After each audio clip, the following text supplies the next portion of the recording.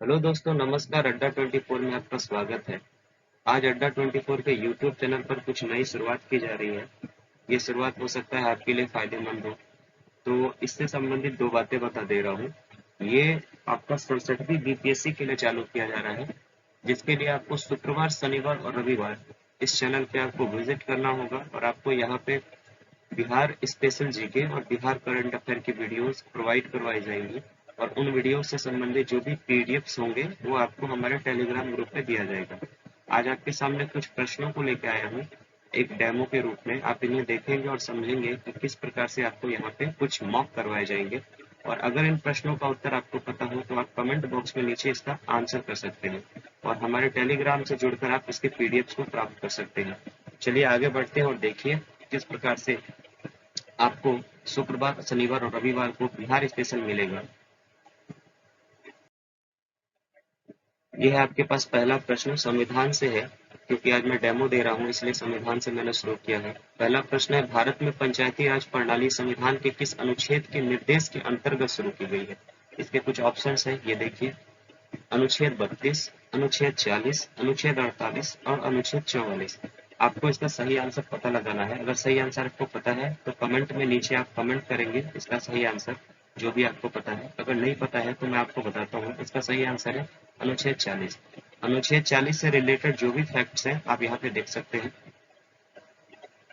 इसे गांधी जी के ग्राम स्वराज से जोड़ा जाता है क्योंकि गांधी जी ने ही राम राज्य को ग्राम स्वराज भी कहा था और नीति निर्देशक तत्व में इसे रखा गया है और जो अनुच्छेद 40 का पालन करता है। बढ़ते हैं अगले प्रश्न की ओर और देखते हैं अगला प्रश्न क्या है। अगला प्रश्न आपका इस प्रकार से है, कोलकाता में उच्चतम न्यायालय की स्थापना किस वर्ष की गई थी? सर्वप्रथम भारत में कोलकाता में सर्वोच्च न्यायालय या उच्चतम न्यायालय की स्थापना की गई थी, कब की गई थी? तो ऑप्शन इस प्रकार है। ऑप्शन से 1773, 1771, 1775, 1780। कोलकाता में उच्चतम न्यायालय के बारे में जो पूछा जा रहा है ये क्वेश्चन, ये आपको रेगुलेटिंग एक्ट से संबंधित है, समझने वाली बात है। तो आपको बताना है कि इनमें से किस रेगुलेटिंग एक्ट के तहत ये स्थापना की गई थी। तो इसका सही आंसर अगर आप जानते हैं तो कमेंट बॉक्स में कमेंट करेंगे, नहीं जानते हैं तो आप आंसर आप देख सकते हैं। इसका सही आंसर है 1773। इसके संबंधित कुछ फैक्ट्स हैं, इसे आप देख सकते हैं। रेगुलेटिंग एक्ट 1773 यहाँ पे हल्का सा मिस हो गया है, के अंतर्गत सर्वोच्च न्यायालय को कोलकाता में स्थापित किया गया था। अब अगला प्रश्न क्या है देखते हैं। अगला प्रश्न है, धन विधेयक के संबंध में राज्यसभा की शक्ति क्या है? अर्थात पूछा जा रहा है कि धन विधेयक जो पेश होता है लोकसभा और राज्यसभा में, तो लोकसभा की शक्ति कुछ हो सकती है और लेकिन राज्यसभा की शक्ति आपसे पूछी जा रही है। तो ऑप्शंस को देखिए आपको समझ में आएंगी चीजें। धन विधेयक के संबंध में राज्यसभा की शक्ति क्या है? ऑप्शंस है, यह इसे संशोधित कर सकती है। यह का अर्थ है कि राज्यसभा इसे संशोधित कर सकती है। दूसरा ऑप्शन है राज्यसभा इसे निरस्त कर सकती है। तीसरा ऑप्शन है राज्यसभा इसे रोक सकती है। पांचवा ऑप्शन है इसके पास कोई शक्ति नहीं है। आप इसे देख सकते हैं, इसका सही आंसर आप पता लगा सकते हैं। अगर है तो कमेंट में कीजिए, नहीं पता है तो इसका सही आंसर है ऑप्शन डी। और इसका आप यहाँ पे विस्तृत व्याख्या पढ़ सकते हैं। अनुच्छेद 117 के आधार पर धन विधेयक को राष्ट्रपति की अनुमति से लोकसभा में पेश किया जाता है। आप इसे ध्यान से अगर पढ़ेंगे तो इससे संबंधित ये फैक्ट ये निकल कर आता है कि राष्ट्रपति की अनुमति से लोकसभा में ये पेश किया जाता है। तो किस अनुच्छेद के तहत? अनुच्छेद 117 के तहत। और इसे बाद में राज्यसभा में भी पेश किया जाता है। जैसा आप यहाँ देख सकते हैं, इसे राज्यसभा में भी पेश किया जाता है। और राज्यसभा के पास क्या अधिकार है? तो राज्यसभा इसे 14 दिन ही अपने पास रख सकती है और बाद में इसे राज्यसभा को लौटाना पड़ता है। इसलिए इसके जो सही आंसर है ऑप्शन डी है, क्योंकि इसके पास कोई शक्ति नहीं है। ये इसे रोक नहीं सकती, निरस्त नहीं कर सकती, इसे संशोधित नहीं कर सकती। जो भी शक्ति है धन विधेयक के संबंध में लोकसभा के पास है। चलिए अगला प्रश्न देखते हैं। अगला प्रश्न है, भारत में शून्य काल में संसद में हस्तक्षेप प्रथा का प्रारंभ किस वर्ष किया गया? भारत में जो ये शून्य काल है इसको सर्वप्रथम कब यहाँ पे प्रारंभ किया गया है? तो ऑप्शंस को आप देखिए। ऑप्शन है 1964, 1975, 1984, 1962। अब आपको पता लगाना है कि इसका सही आंसर क्या है। अगर आंसर पता है तो कमेंट कीजिएगा कमेंट बॉक्स में, नहीं पता है तो मैं आपको थोड़ा सा टाइम दे रहा हूँ, आप इसे आप कमेंट बॉक्स में लिखिए।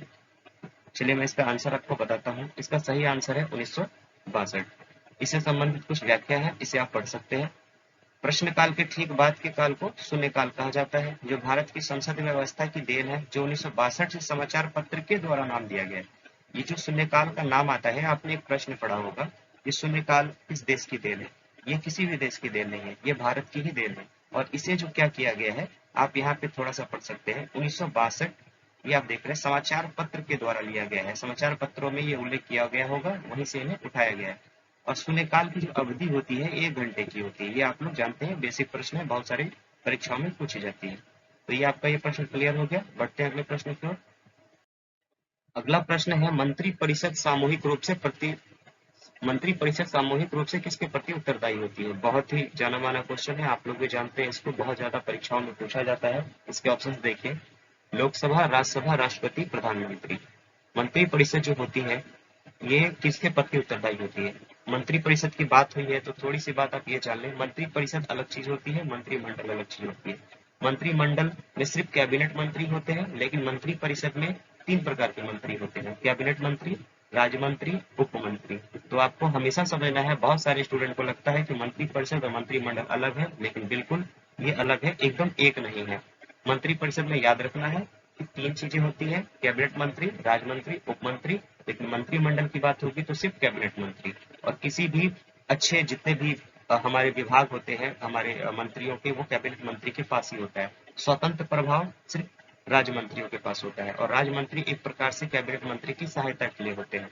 तो ये आपका इसका सही आंसर आप कमेंट कर सकते हैं। कमेंट अगर मैं यहाँ पे बताना चाहूँ तो ये इसका सही आंसर आपका लोकसभा होगा, इसका सही आंसर। आप यहाँ देख सकते हैं, इसका सही आंसर लोकसभा है। और लोकसभा के संबंध में ये है कि आप जो पूरी मंत्री परिषद होती है, ये पूरी तरह से लोकसभा के प्रति ही उत्तरदायी होती है। बढ़ते हैं अगले प्रश्न की ओर। अगला प्रश्न है, प्रत्येक अभिभावक अपने बच्चों को शिक्षित करने का प्रयास करे, यह मौलिक कर्तव्य संविधान के किस संविधान संशोधन के द्वारा जोड़ा गया है? बहुत अच्छी बात है, इसमें प्रश्न जो की गई है, इसका अर्थात ये है, आप इस लाइन को ध्यान से पढ़ें, प्रत्येक अभिभावक अपने बच्चों को शिक्षित करने का प्रयास करे। यहाँ पे आप रुक जाए, ये एक प्रकार का मौलिक कर्तव्य है जो अभिभावकों को दिया गया है कि आप अपने बच्चों को शिक्षित कर सकते हैं। यह मौलिक कर्तव्य किस संविधान संशोधन की तरह जोड़ा गया है? तो अच्छा ऑप्शन देखिए, इसके ऑप्शन है 86वें संविधान संशोधन, 84वें संविधान संशोधन, 52वें संविधान संशोधन, 62वें संविधान संशोधन। आंसर अगर आपको इसका पता है तो आप इसका कमेंट करेंगे, नहीं पता है तो मैं आपको इसका आंसर बताता हूँ। इसका आंसर है आपका 62वां संविधान संशोधन। वर्तमान में मौलिक कर्तव्य की संख्या कितनी है? 11। 86वां संविधान संशोधन जो हुआ था, इसकी तिथि आप हमेशा याद रखिएगा, 86वां संविधान संशोधन 2002 में हुआ था। और इसका सही उत्तर क्या है? 62वां संविधान संशोधन। अगले प्रश्न की ओर बढ़ते हैं। अगला प्रश्न है, शिक्षा का अधिकार किस प्रकार का अधिकार है? यहाँ पे लिखा गया है, ये शिक्षा का अधिकार एक प्रकार का है, कैसा अधिकार? ऑप्शन देखिए, ऑप्शन है आपके कानूनी अधिकार, सामाजिक अधिकार, राजनीतिक अधिकार और मौलिक अधिकार। शिक्षा का अधिकार किस प्रकार का अधिकार है? तो आप इसमें आप कमेंट करके बताइए, शिक्षा का अधिकार कैसा अधिकार है। चलिए मैं आपको बताता हूँ कि शिक्षा का अधिकार, इसका सही आंसर क्या है। ये एक प्रकार का मौलिक अधिकार है। क्यों है? तो आप इसे संबंधित फैक्ट को पढ़ें। अनुच्छेद 21 के अंतर्गत संविधान में शिक्षा के अधिकार को जोड़ा गया है। आप इस बात को हमेशा याद रखेंगे, ये बहुत जरूरी है। अनुच्छेद 21 का क, ये शिक्षा के अधिकार को निर्देशित करता है, बहुत सारे एग्जाम में पूछा गया है। और जब आपसे पूछा जाए कि इसे लागू या प्रभावी कब से किया गया भारत में, तो ये 1 अप्रैल 2010 से ये प्रभावी हुआ है। ठीक है, समझ गए हैं इस प्रश्न को? आगे बढ़ते हैं, देखते हैं अगला प्रश्न। अगला प्रश्न है, संघ राज की प्रमुख विशेषता क्या है? संघ राज की प्रमुख विशेषता क्या है? इसके ऑप्शन देखिए, संप्रभुता, केंद्रीकरण, शक्ति का पृथक्करण, विकेंद्रीकरण। अगर आप इसके आंसर्स को जानते हैं कमेंट कीजिएगा, आंसर्स अगर आपको पता हो, नहीं तो मैं आपको बताता हूँ, इसका आंसर होगा विकेंद्रीकरण। और आपको इसके कुछ फैक्ट्स हैं, उससे आपको ये डाउट क्लियर हो जाएगा कि क्या है ये। इसे पढ़िए, संघ राज की विशेषता शक्ति का विकेंद्रीकरण होता है। इसका मतलब होता है सत्ता एक से अधिक केंद्र भारतीय संविधान के त्रिस्तरीय सरकार है। मतलब कि जो अपना जो केंद्र है, ये 3 स्तरीय पे कार्य करती है, जिसे विकेंद्रीकरण भी कह सकते हैं, जिसमें केंद्र सरकार होता है, राज्य सरकार होता है और स्थानीय सरकारें होती है। तो ये सत्ता का विकेंद्रीकरण है। विकेंद्रीकरण का मतलब होता है टूटना, एक साथ केंद्रीकरण का मतलब होता है एक साथ, और विकेंद्रीकरण का मतलब होता है टूटना। तो 3 प्रकार से त्रिस्तरीय है, तो ये विकेंद्रीकरण का एक उदाहरण है। आगे बढ़ते हैं अगले प्रश्न। अगला प्रश्न है, भारतीय संविधान कितने अध्याय में विभाजित है? बहुत अच्छा प्रश्न है।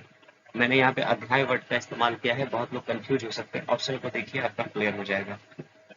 ऑप्शन है आपका अध्याय 16, अध्याय 24, अध्याय 22, अध्याय 25। अगर आप इसको समझ पा रहे होंगे तो इसका अगर यहाँ पे मैंने ऑप्शन 2 लगा दिए हैं, जो मुझे यहाँ पे मैंने बस समझाने के लिए लगाया है। एग्जाम में ऐसा कभी आएगा नहीं, और जब भी आएगा तो इसका क्या सही आंसर होगा मैं आपको बताता हूँ।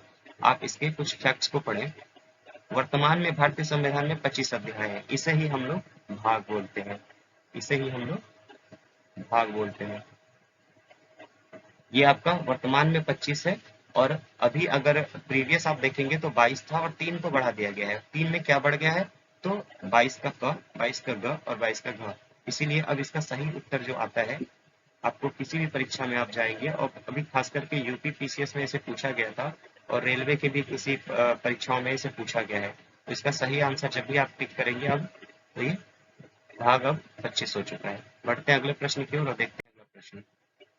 अगला प्रश्न है, पंचायती राज व्यवस्था को संपूर्ण राज्य में सर्वप्रथम कहाँ लागू किया गया? प्रश्न को ठीक से पढ़िए। पंचायती राज व्यवस्था को संपूर्ण राज्य में कहाँ लागू किया? ऑप्शंस को देखिए। ऑप्शन है राजस्थान, मध्य प्रदेश, आंध्र प्रदेश और गुजरात। तो आप इसके सही आंसर को आप पता लगा सकते हैं क्या? अगर आपको पता है तो आंसर कीजिए, नहीं पता है तो मैं आपको बताता हूँ। थोड़ा सा समय दे रहा हूँ, आप कमेंट कर सकते हैं नीचे। इसके सही उत्तर है आंध्र प्रदेश। अब कुछ लोगों को लग रहा होगा ये आंध्र प्रदेश कैसे हो गया, चलिए आपको दिखाते हैं विस्तृत व्याख्या। सर्वप्रथम पंचायती राज व्यवस्था 2 अक्टूबर 1959, इस डेट को याद रखेंगे, बहुत बार पूछा गया है एग्जाम में। 2 अक्टूबर 1959 कहाँ पे लागू हुआ था? सर्वप्रथम राजस्थान के नागौर जिले में, ठीक है। लेकिन अगर आपसे पूछा जाए कि सर्वप्रथम ये संपूर्ण राज्य, ये आप देख रहे हैं राज्य, संपूर्ण राज्य में कहाँ लागू किया गया, तो इसका उत्तर आ जाएगा आपका आंध्र प्रदेश। संपूर्ण राज्य आंध्र प्रदेश, और सिर्फ राज्य बोला जाए जहां नागौर की बात होगी तो राजस्थान। ध्यान रखेंगे, ये प्रश्न के अकॉर्डिंग जो प्रश्न आपको पूछ रहा है, इसके अकॉर्डिंग इसका उत्तर आंध्र प्रदेश ही होगा। ये थी आज की वीडियो। मैं बस 10 डेमो प्रश्न आपके लिए लाया था दिखाने के लिए। ऐसे ही वीडियो 5 ऑप्शन के साथ बिहार स्पेशल और बिहार करंट अफेयर आपके लिए मैं शुक्रवार, शनिवार, रविवार लाने वाला हूँ। साथ दीजिएगा, सपोर्ट कीजिएगा। कोई भी हल्ला नहीं मचाऊंगा यहाँ पे, सब्सक्राइब करे, ये करे, वो करे, कुछ भी नहीं करे।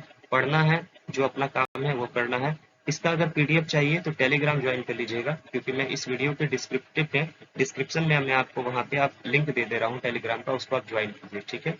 चलिए मैं इस वीडियो को समाप्त करता हूँ, धन्यवाद।